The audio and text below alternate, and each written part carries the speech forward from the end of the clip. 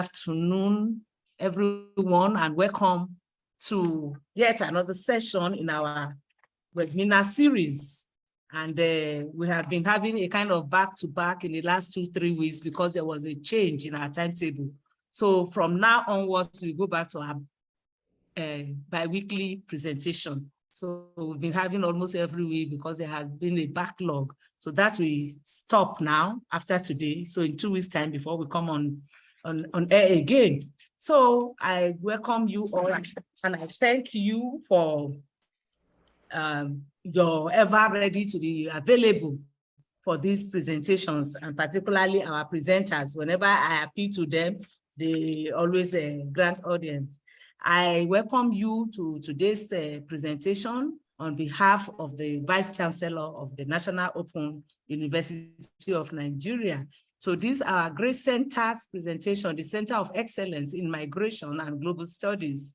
And to start off, I'll just briefly, very briefly tell you again about our center, because there may be 1 or 2 persons that has not heard or has not been on this platform before now. That this center was established in February 2020 with a seed fund from Tech Fund. And our main focus is on migration issues and global studies. And we have some mandates that we are supposed to meet by the virtue of the establishment of this center.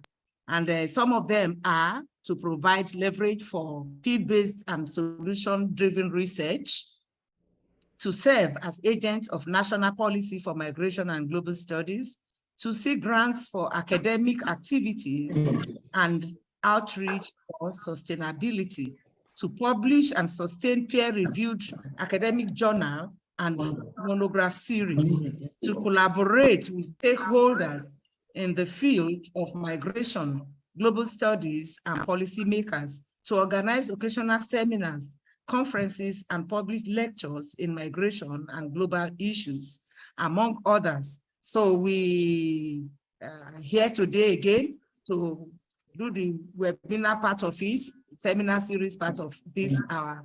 So I'm going ahead straight to introduce the presenter for today. It's no other than Professor Doris Laruba Obieje, who is a professor of African literature, French, and gender studies.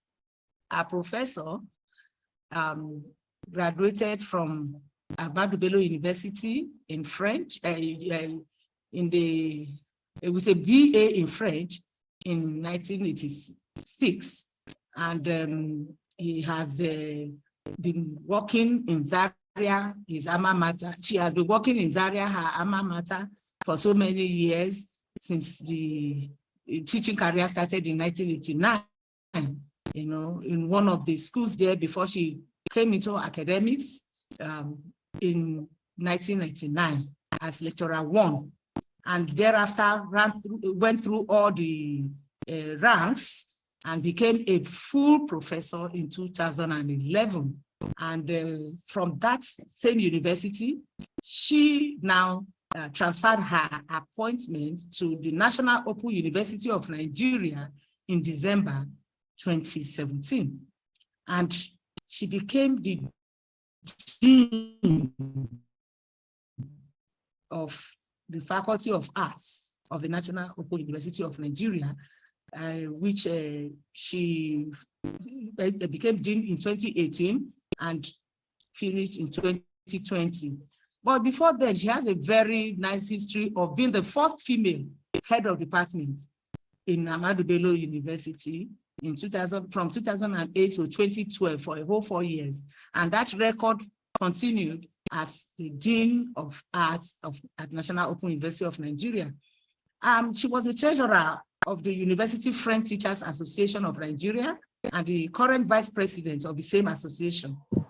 She is a member of Nigerian Academy of Arts and fellow Nigeria Institute of Translators and Interpreters. Professor Obieje has published in many peer-reviewed journals, both locally and internationally, and she has reviewed so many books too. She has supervised and mentored undergraduate and postgraduate students and has served as external examiner at both undergraduate and postgraduate levels. She's also an editor. She's an editor in the Now Scholar Faculty of Arts Journal of Humanities. She has also participated in the accreditation exercise in many universities across the country under the National Universities Commission. She currently has been examiner for undergraduate and postgraduate students in French and foreign languages departments, in translation, literature of French expression, linguistics in French.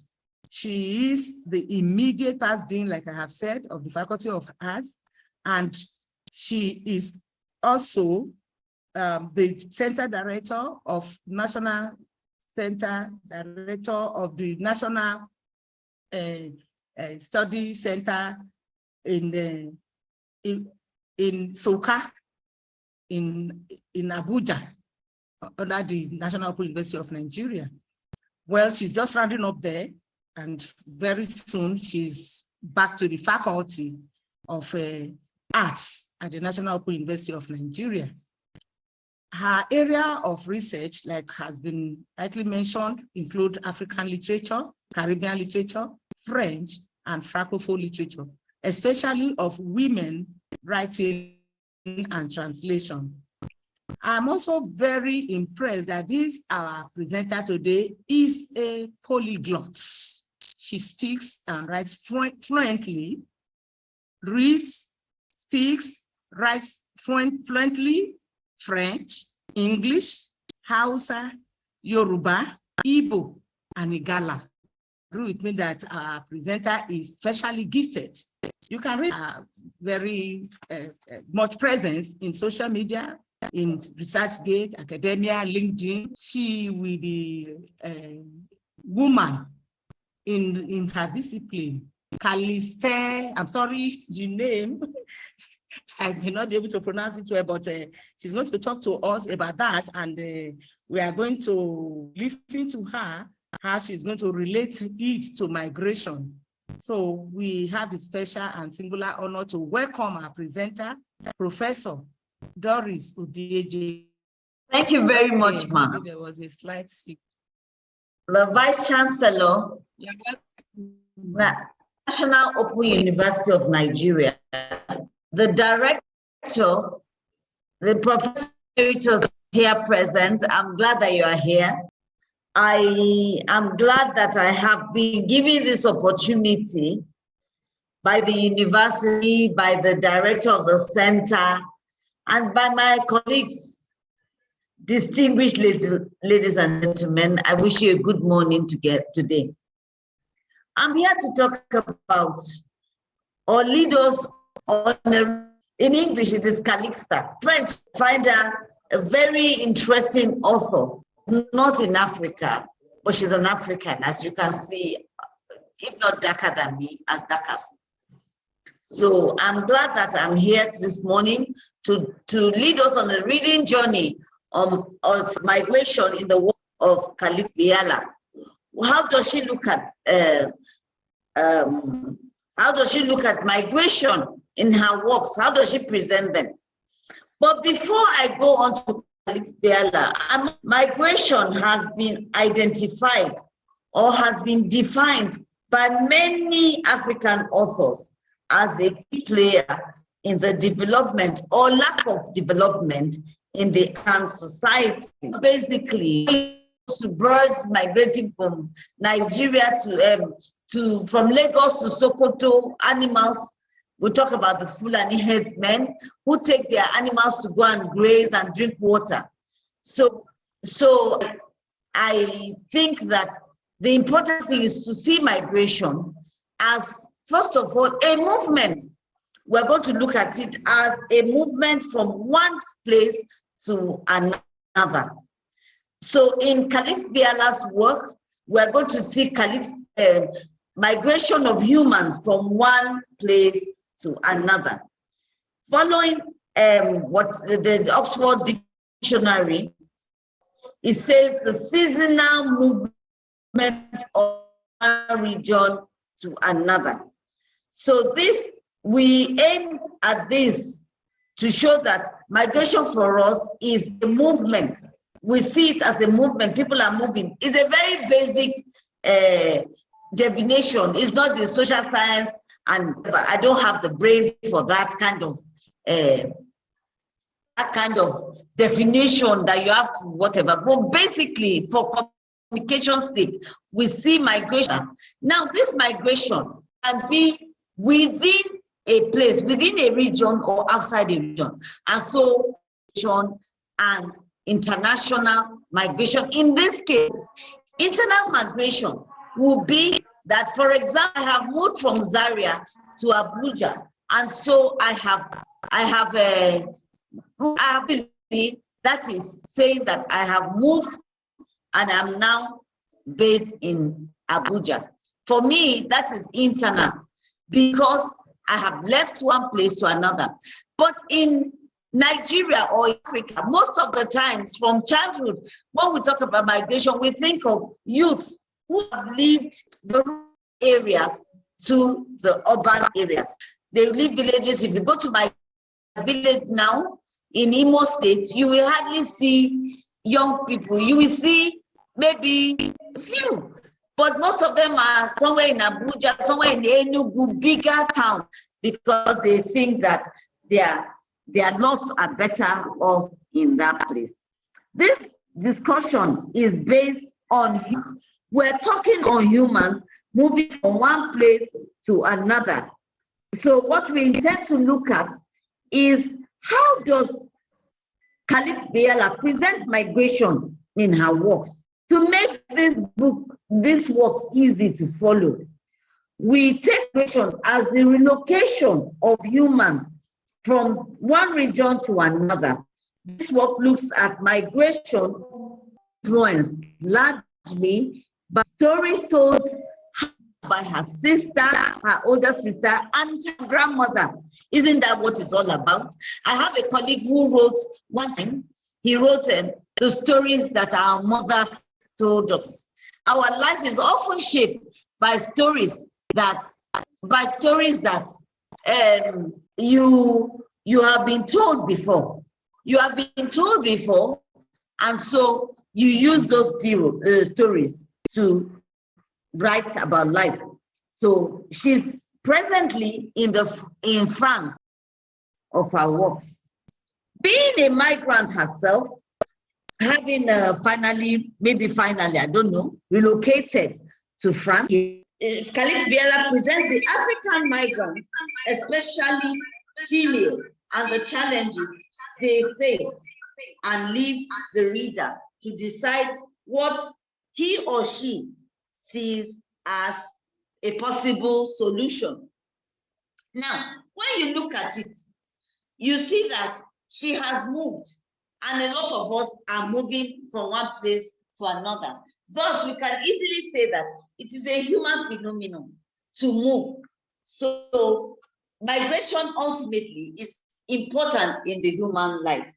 Like I said, we have two types of migration. By internal migration, we see a movement of people, especially, allow me to say, even the old people like me move, especially young people who have lost credence in the villages. They move now to towns where they think the golden fleece is hidden. In La Petite Fille de Rivebert, one of Calixthe Beyala's novels, I will try to translate as I go on.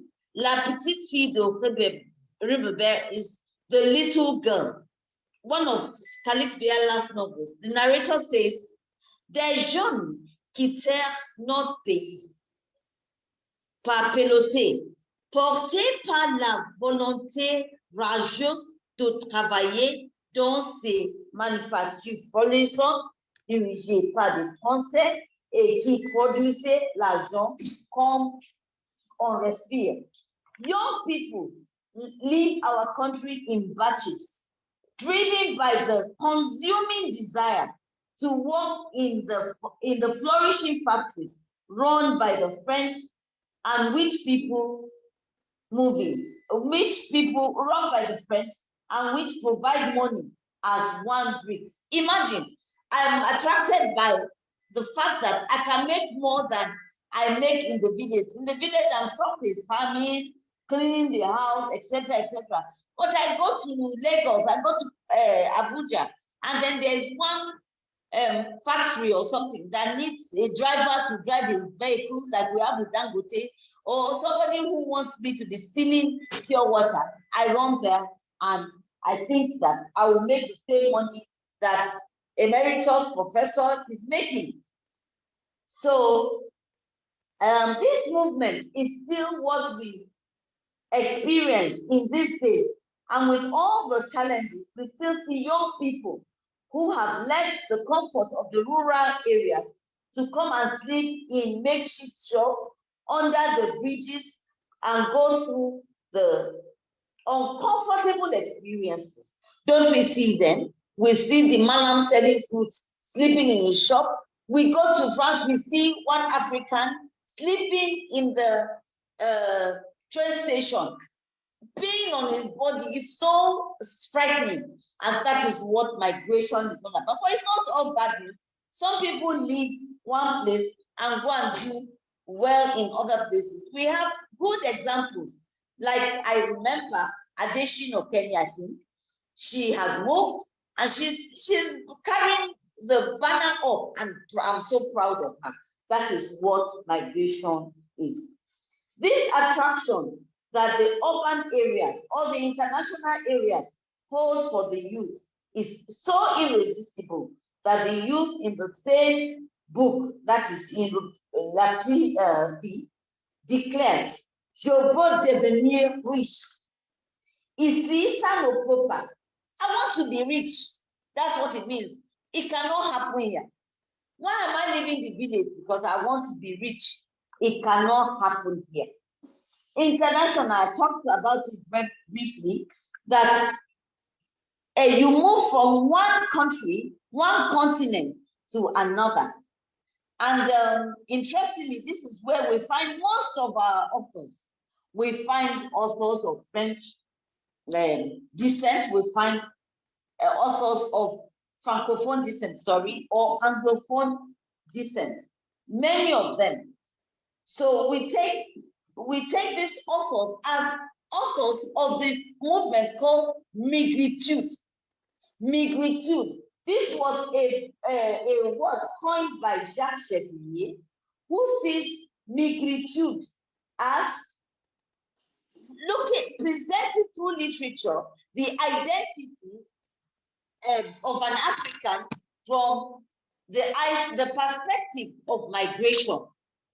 You become a migritudist or a migritude writer when you move to another place. For example, I can write about Zaria from where I am, and then I become a migritude writer. But of interest are the international migritudists. The first one we can think of course, is Calixthe Beyala. She has migrated, like I said, to France.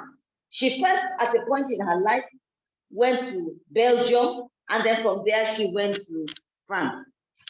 She's there, and like I said, she has written so many. She's a prolific writer. She has written so many books. We have other migritude writers like Sami Chak, like Veronique Tajo. They are just, and coming home, we have Chimamanda Adichie, our own person. So these are people who are outside, and they take an outside look at the African person. You are in France. How do you know that? For me, NEPA is a challenge, apart from reading in the media. How do you know that I have to buy pure water that I used to buy 5 naira, that I now have to buy 20 naira? You are outside, you are a migritude writer. How do you know that this is the solution I should find to my problem? And then you see that a lot of our writers are going on. When we talk of brain drain, what are we talking about? A lot is not only in the sciences, even in the literature, you know, and we're the ones who look at the world with the human eyes. Excuse me to say that. The humanist looks at the world with human eyes. So the Jacques Chabrier who coined this work sees the author or the writer as somebody who is looking at identity from the African identity from outside. And these authors that I mentioned have done that or are still doing it. Calixthe Beyala has done that and she's still doing it. Her main area of concern, especially when she talks about any migrant or something, is the woman folk. What is happening? How she thinks the woman should respond. Don't forget, like I said, she's outside. She's outside, like Professor Tijani now. He's outside, but he has had a bite of it. He has had a bite of the Nigerian situation. So, Onyemelukwe says that migritude refers both to the theme of migration, which is the heart of contemporary African stories, but also it refers to the expatriate status of their producers who have abandoned Dakar and Douala in favor of Paris, Caen, Patin, and so far so good. Far from being a source of ambiguity, this status seems to distinguish writers. She further expands this definition to include writers from the Maghreb, that's the Maghrebian writers, and she defines migritude as the movement. She defines migritude as a movement or a literary doctrine which characterizes mainly immigration and the identity in the imagination of writers, not only in French-speaking Black Africa, but also in Africa in general, as they settle in the West and exercise their profession of writers there. As immigrants or as exiles, these, apart from writers like I said it, like Calixthe Beyala, Fatou Diom, Alain Mabanko, Sanichak, we also, like I said, have writers like our own dear Chimamanda Adichie. Now, there are so many reasons why people move, why there is migration. And Calixthe Beyala, in the books that we are working on, shows why her characters choose to move around. Most of the time, these reasons speak for other people. There may be other reasons, but in the works of Calixthe Beyala, one of the reasons that we have identified is poverty. Poverty, even within Nigeria, for example, you will see that when you leave Abuja and you go to my village, which is in Imo State, my husband's village in Imo State, you see that there's a difference between us, whether it's fake or real, but there is a difference. And then she shows that in the poverty that she showed in Azès l'Africaine, Azès the African Child, which is one of her books, shows we see poverty identified even by their feeding. What kind of food do they eat? As I said, in the village, cassava in the morning, cassava at night, cassava in the evening, cassava for break, cassava for snack, cassava. I know that I'll be bored if I have to live like that. She said, and I would say, she said, in Tutaperat Hanga too, in La Negresse Rousse, Les Donneurs Perdus, we see the poverty by their food, And then these people have left because they think life will be better there.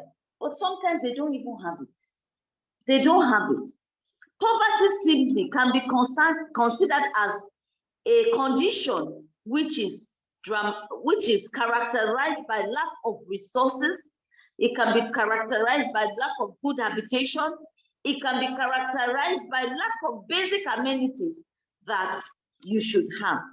This condition could include, but is not limited to, essentials of life, good accommodation, like I said, clothing, good health facilities, good electricity facilities, and the list goes on. Like I said, Imagine a situation where every day, if it's available, you must be sure that it has to be available.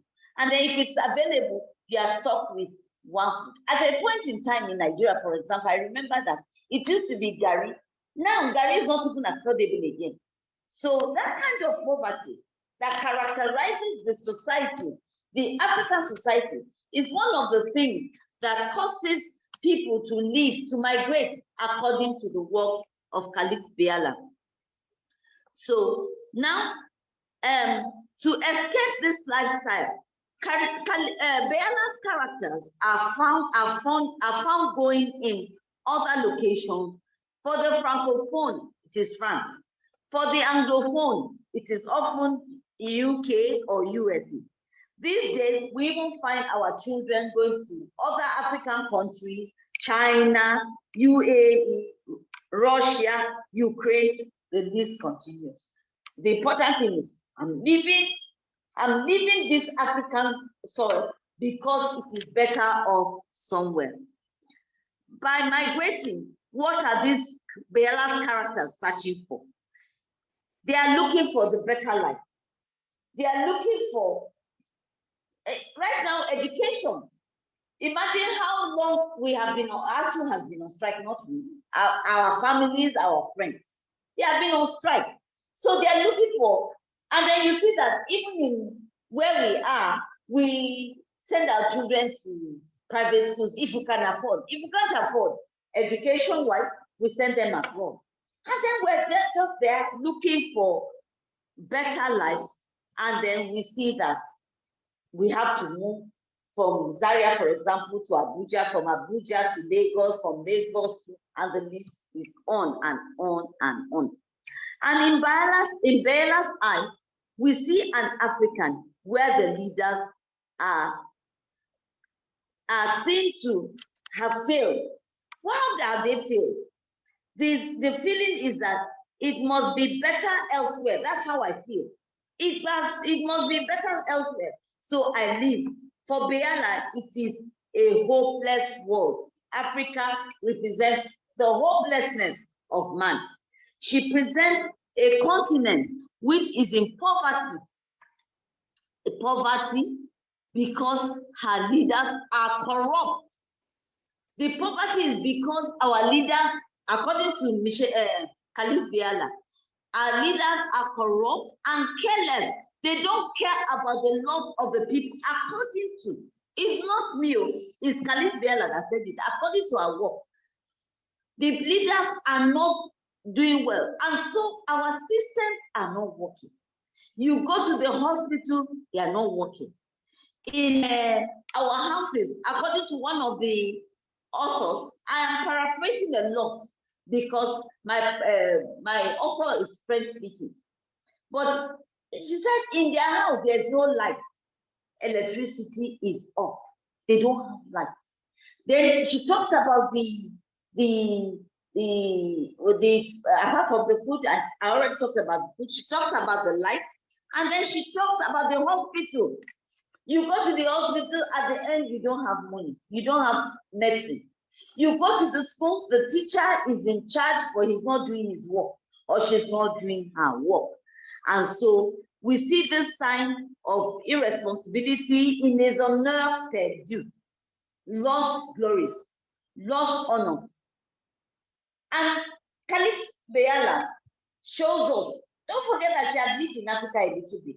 She had made up her mind about the life in Africa, and she has gone to Europe, and she's there. She's not coming back. Some of them come back to visit, but they stay there. Now, people in charge of electricity or hospitals or schools or whatever, or this system, they don't care. According to Calixthe Beyala, you go to the hospital, you stay there for 1 hour. You stay there for 3 hours. And then, of course, for 2 years or no, that's exaggerated, 2 weeks, 2 months, you don't have light in your house. So given these evidences and the reasons for migration, Calixthe Beyala does not hold back the consequences of migration. What does she see as the consequences of migration?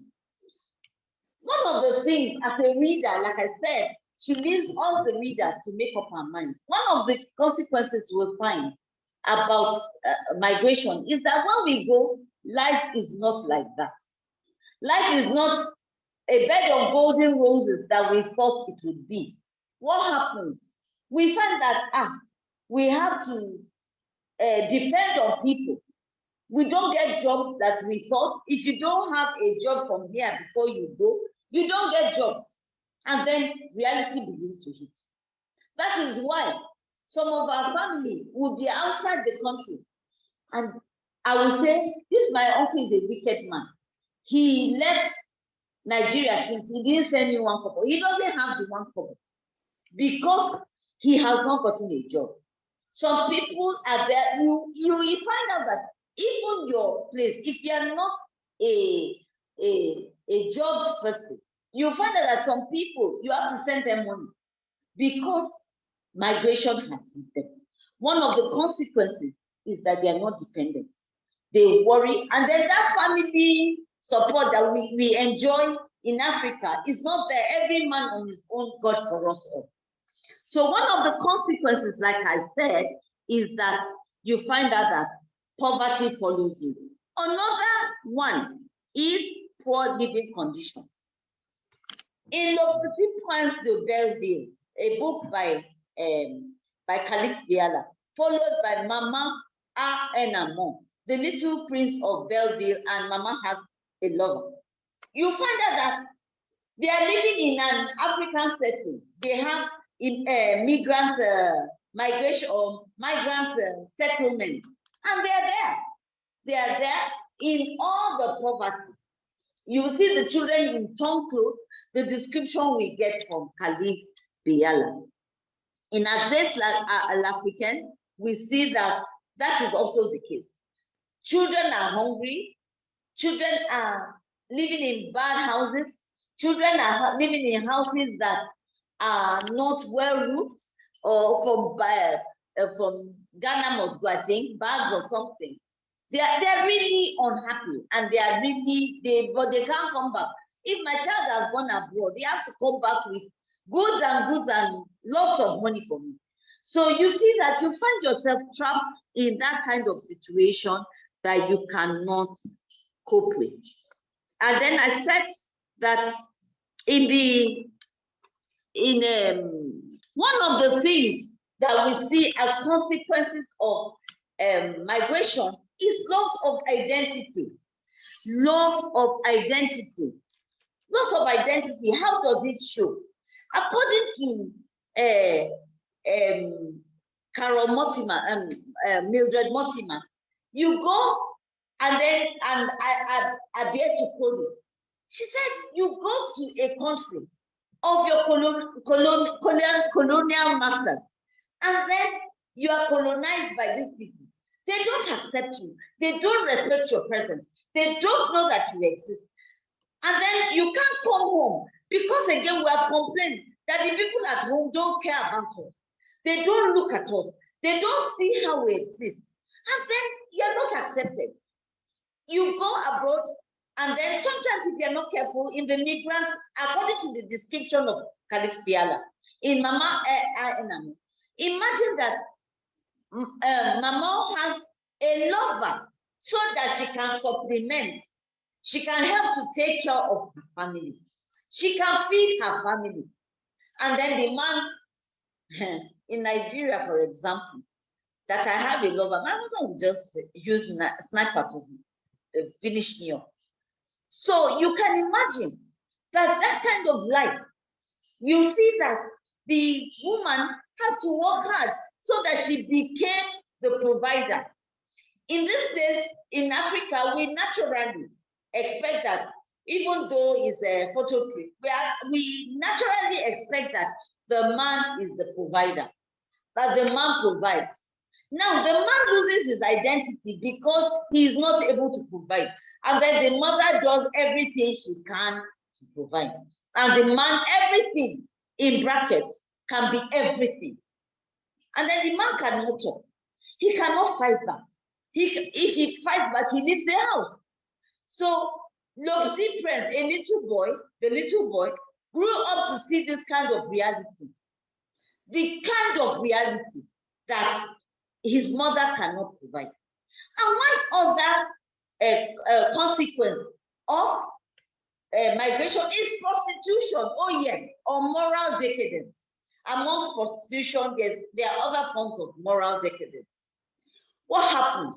You go somewhere, you unplanned for, you are not able to take care of yourself. So you take whatever is available. You do whatever is available, and then you begin to take care of yourself, whether it is right or wrong, whether you can come.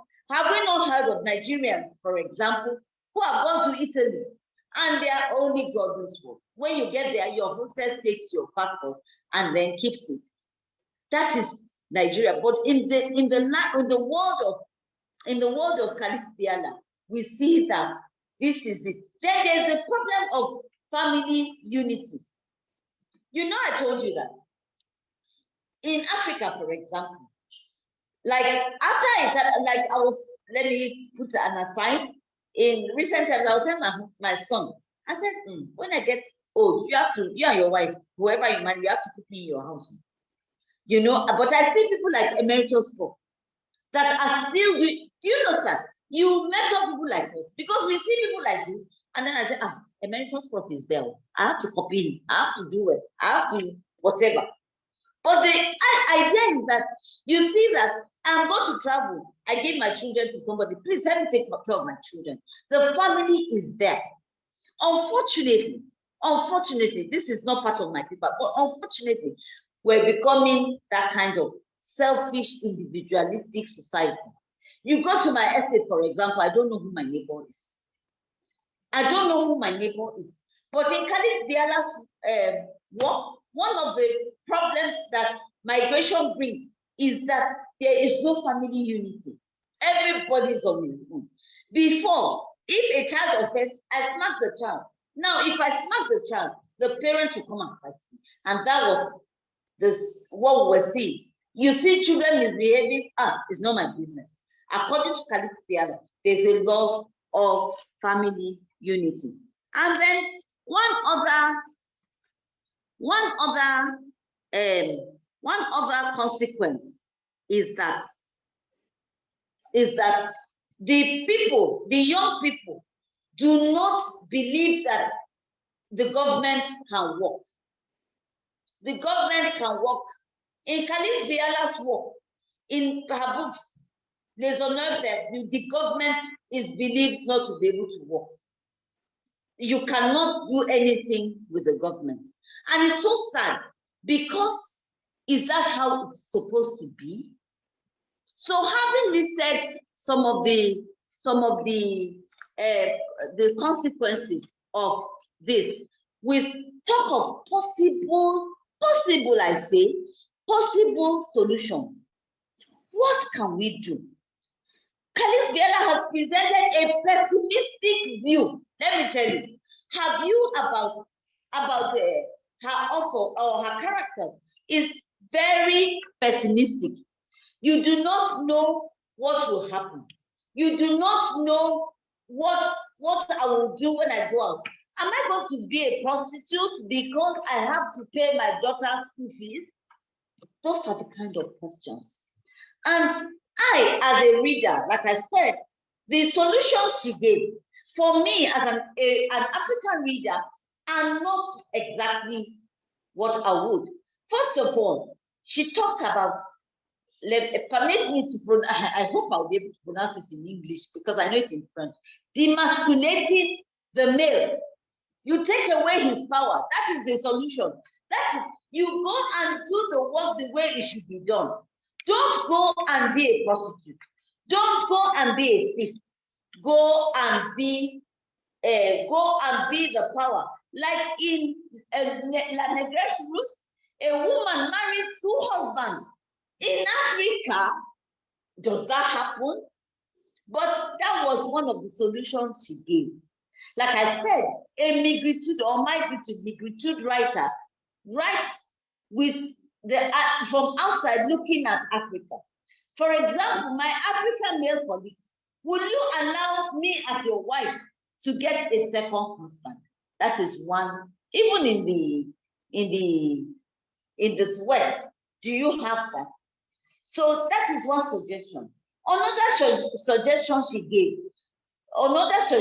gave was that the woman would be the source and be in the position to negate decisions by the husband. In Nigeria, for example, we see that cannot work. Even if I'm the one providing for my husband, who born my father, he will make sure that I provide. In Hausa, they will say you chop the food and chop the owner of the food. That is how it is. So sometimes the solution she offers from outside are a bit difficult for me to follow. Now, for me as a reader, as an African reader, one of the things is that I feel that every woman must be independent. By independence, I mean that you go to school, yes, although school doesn't really mean independence these days. You go to school, you do things that bring such interest for you. So now you see that you empower yourself, and that is what me as a reader, I suggest. Empower yourself. Don't sit down and say that I'm a woman, I cannot do this. Don't do that. If you are selling, sell well. If you're in academics, academic well. Whatever it is, make sure you do it well. What is the solution for the African woman? For the migrants? What is the solution? Wherever you are, don't be a victim. Don't be dependent. Depend on yourself. Depend on yourself. Do the work you're supposed to do. Do everything that you're supposed to do. And you will see that as you do it well, you will see that you will succeed. If you look at Calixthe Beyala's, some of her characters, you see that they are dependent on the society.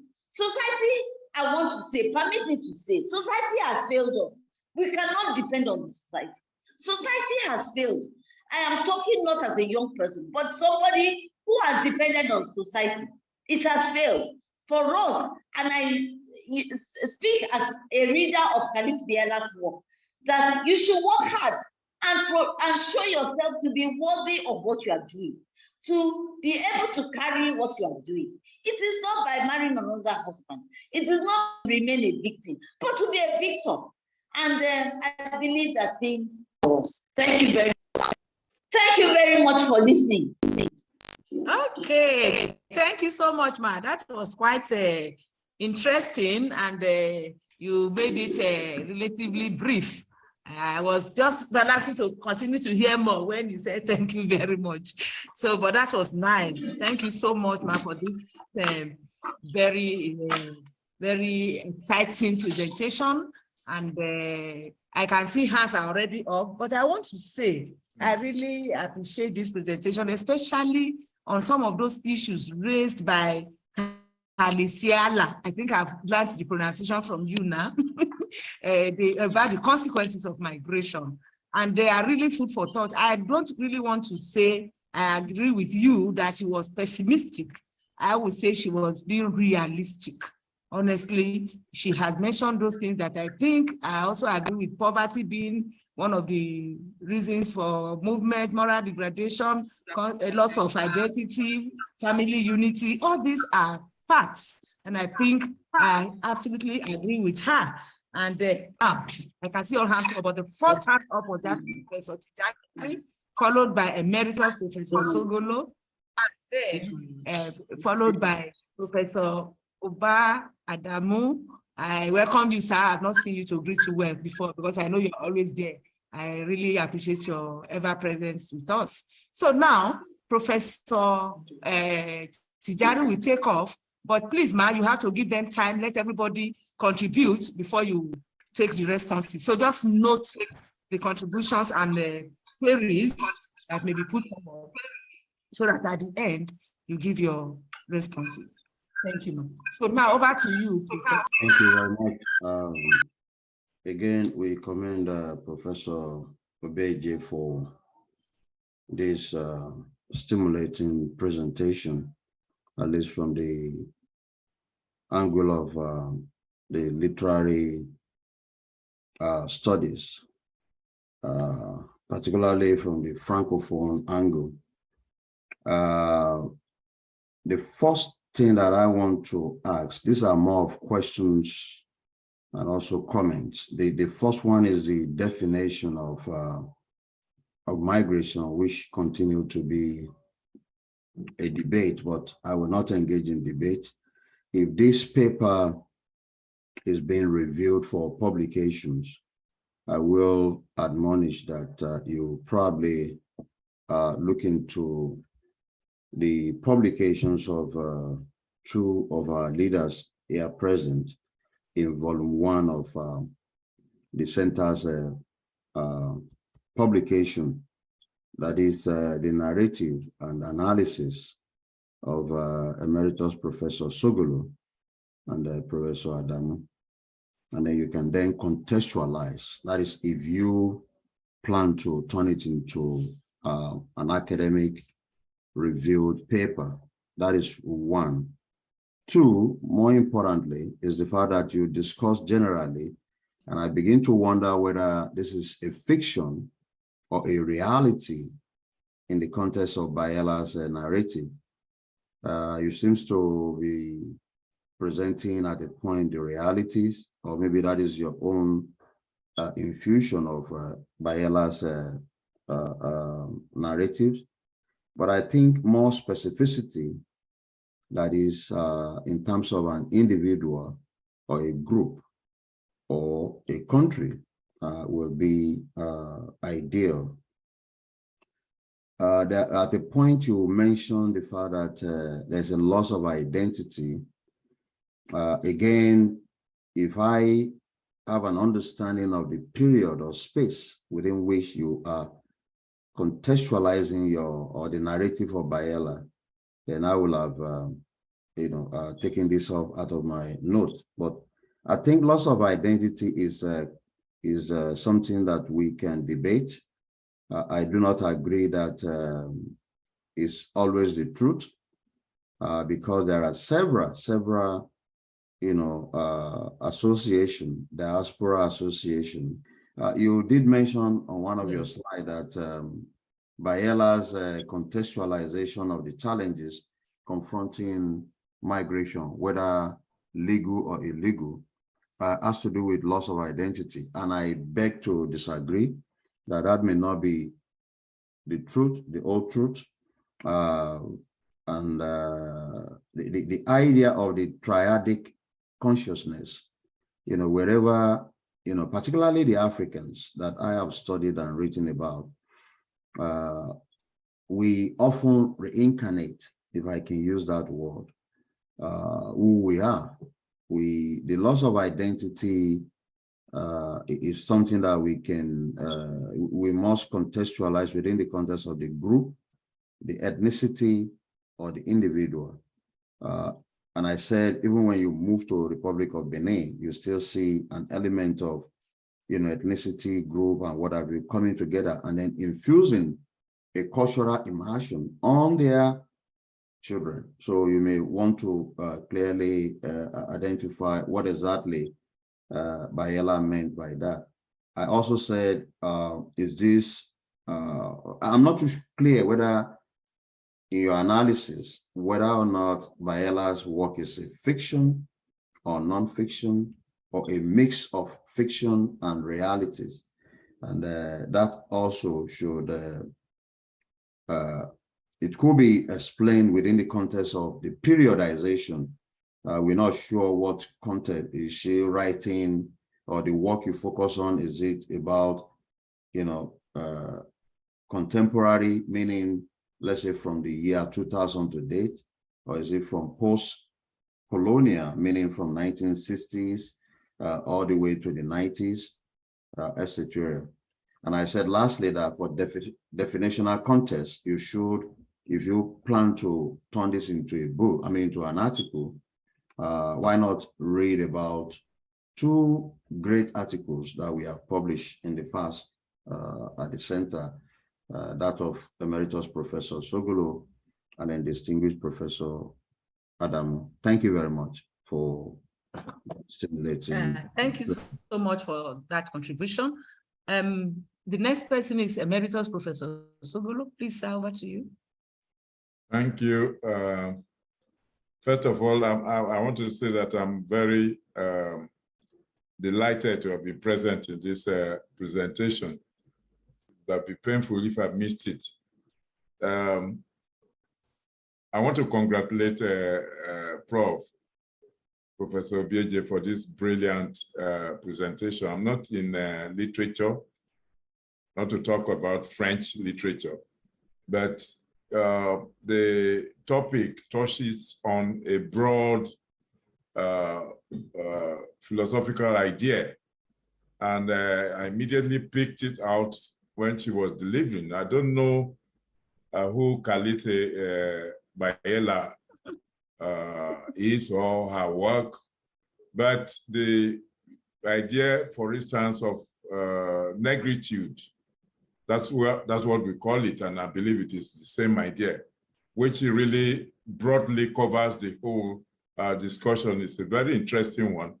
And the emphasis, we talk about the conflict of culture, poverty, and society, and so forth, but the emphasis really is on African consciousness, that African communalism, the sense of unity, which defines the African way of life.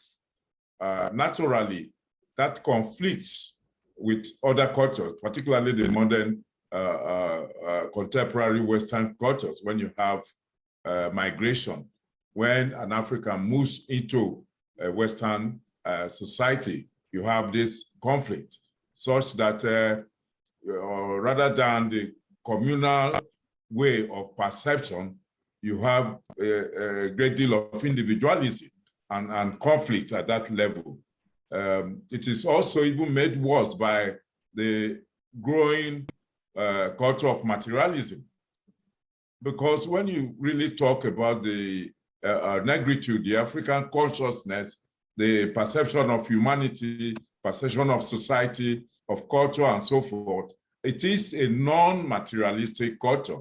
And it very often clashes with the individualism, with the materialism of Western culture. Now, in fact, we can no longer say of Western culture, because even our own culture today is a materialistic one, although it is borrowed from the Western culture. So that is the part that really interests me very much. And you see it spreading through the whole presentation. Indeed, that's the major conflict which the novelist or the writer tries to portray. And that has been the emphasis which Professor Obieje has brought in. She is actually talking philosophy without knowing.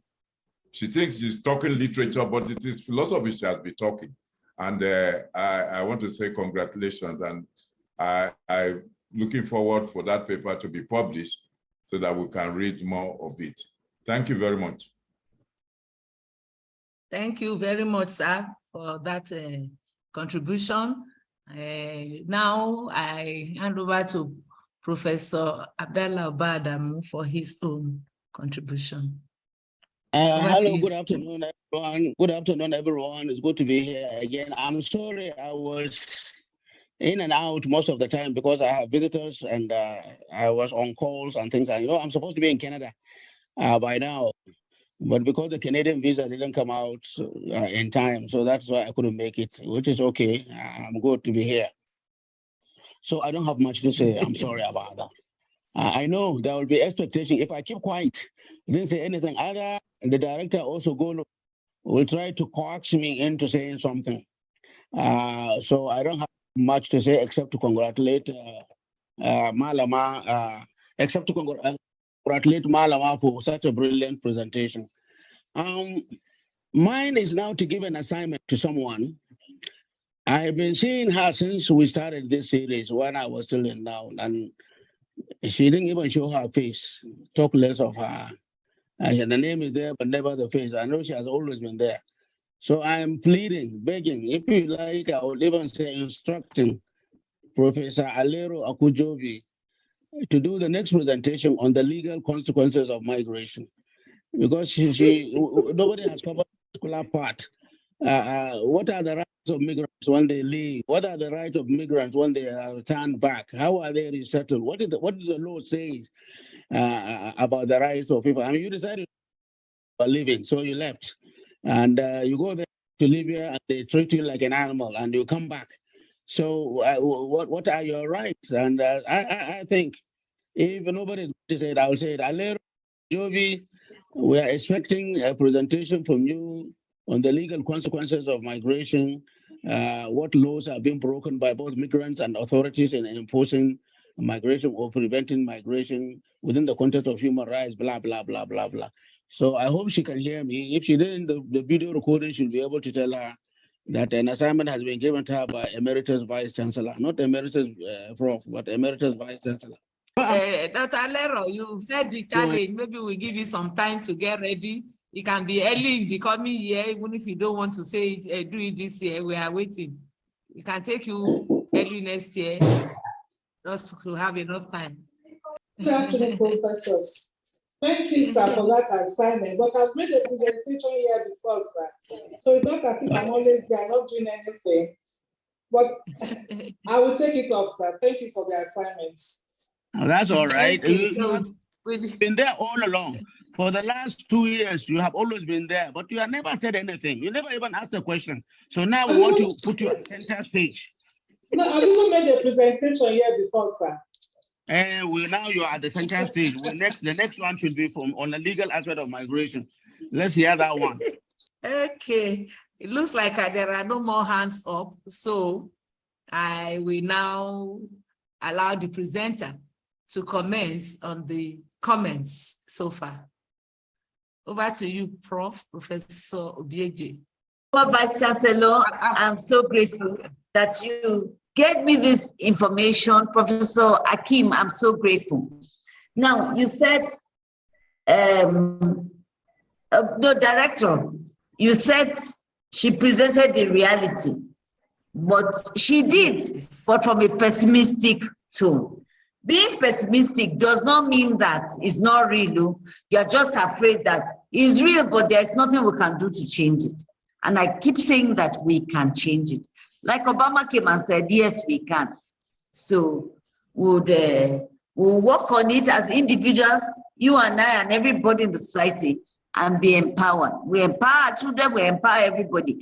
Do you know that now, we parents, if our children don't go abroad, we haven't done it. The children have to go outside.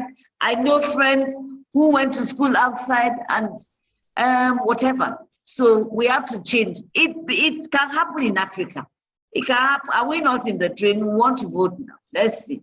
So please, let's get outside. Let's get our PVC. This is campaign. Let's get our PVC. Then Professor Akim, sir, you talked about contextualizing her work, Calixthe Beyala's work.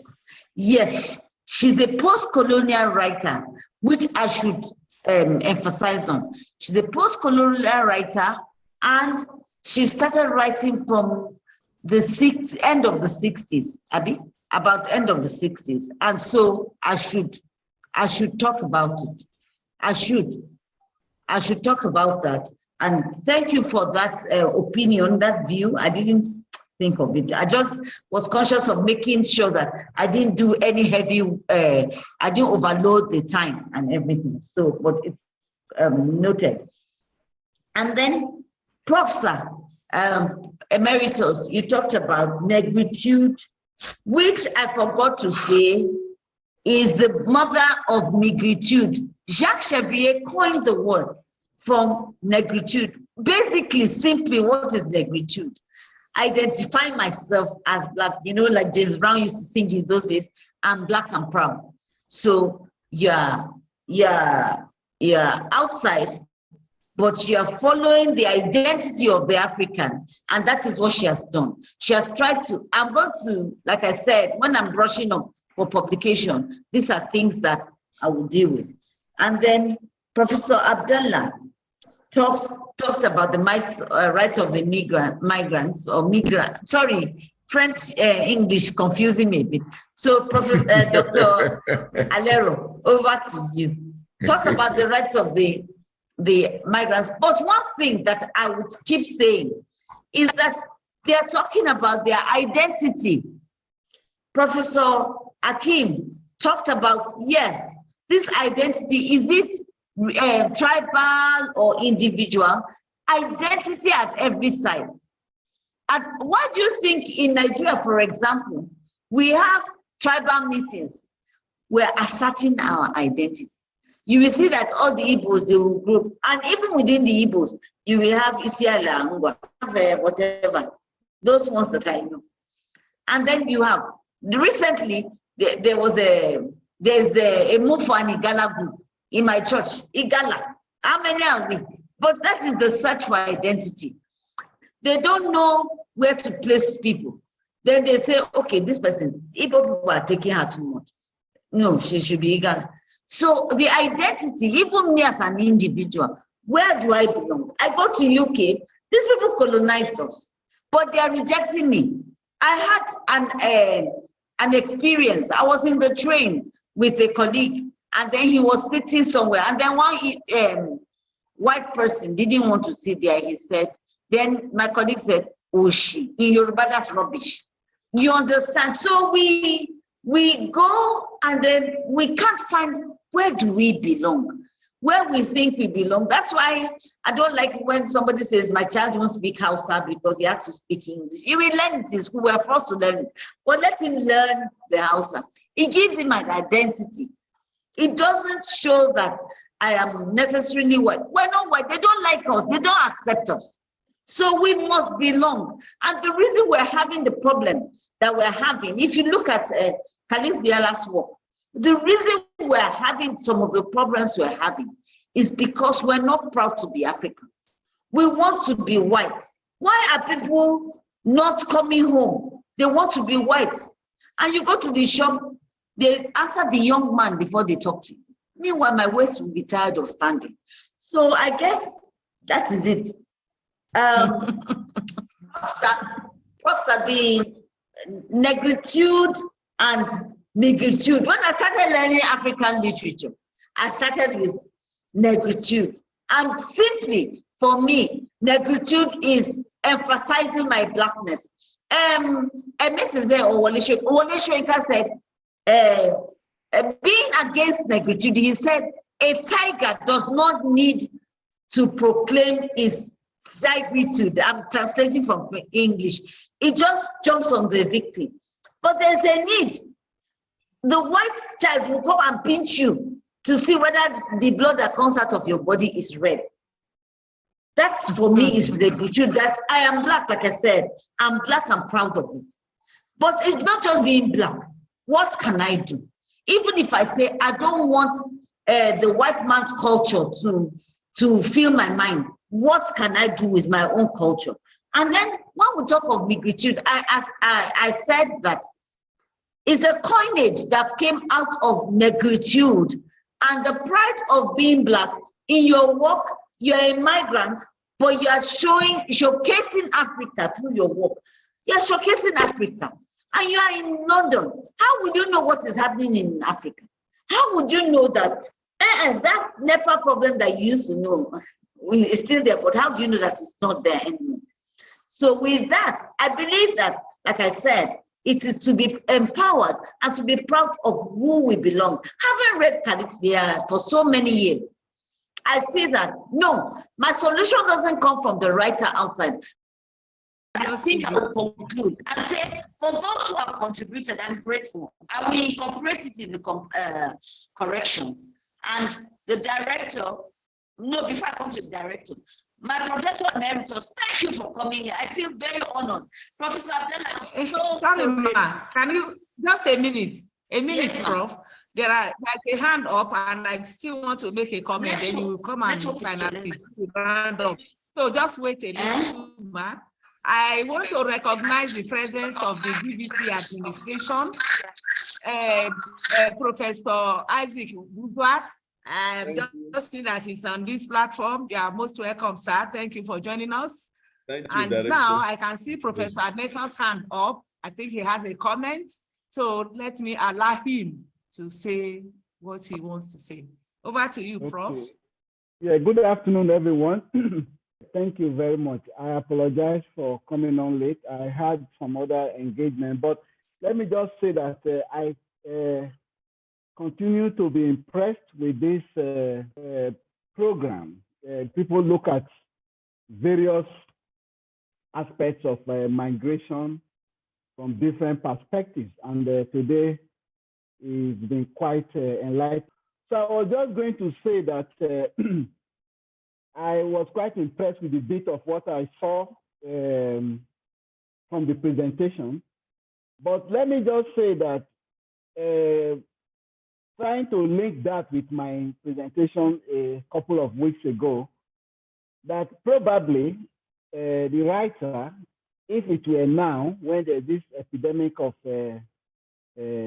drug, that he or she, I don't know what gender the writer belongs to, would have included the aspect of drugs, because you can see, taking on prostitution, for instance, is a reaction to a difficult circumstance.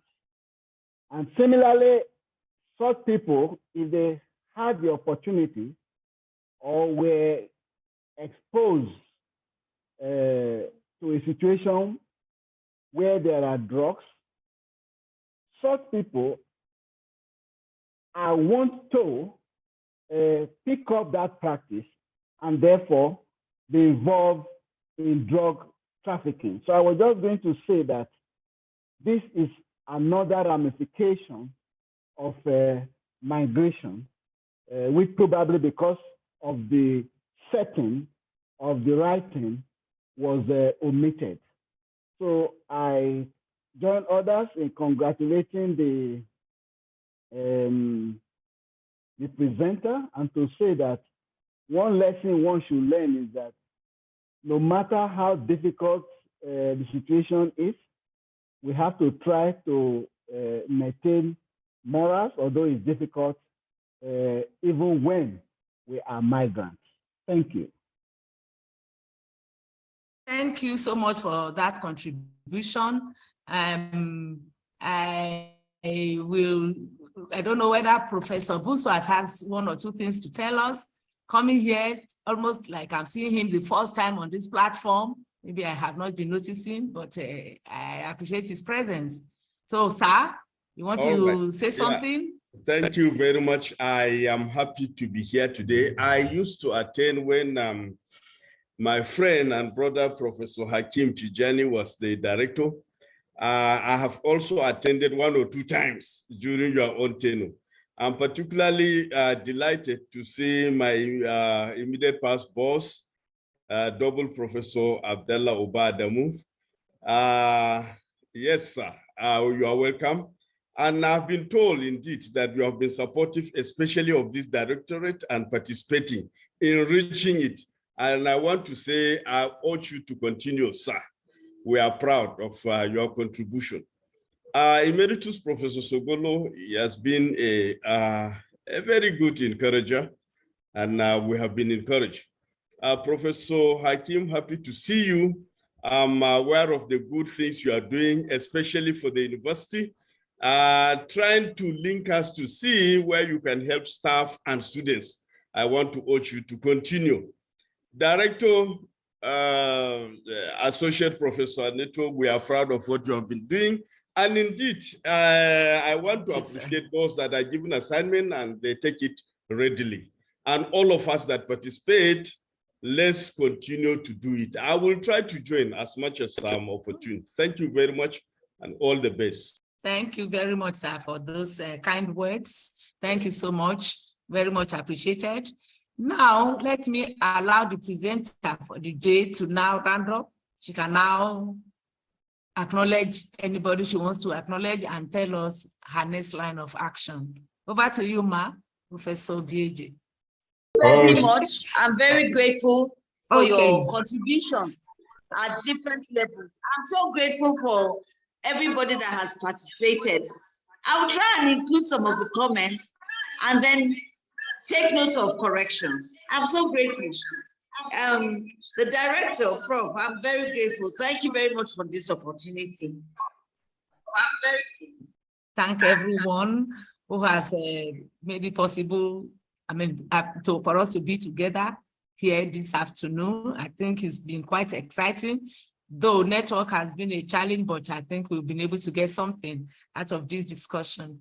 So thank you so much. And in 2 weeks' time, let me just preempt you. You are going to have somebody who is going to give us practical migration experience, so not theoretical. Somebody who is experiencing migration in our own country. So I want everybody to be available to come and hear it yourself so that we can ask the person the necessary questions. So we are deviating from theory now to practical, and that's the next presentation in a fortnight.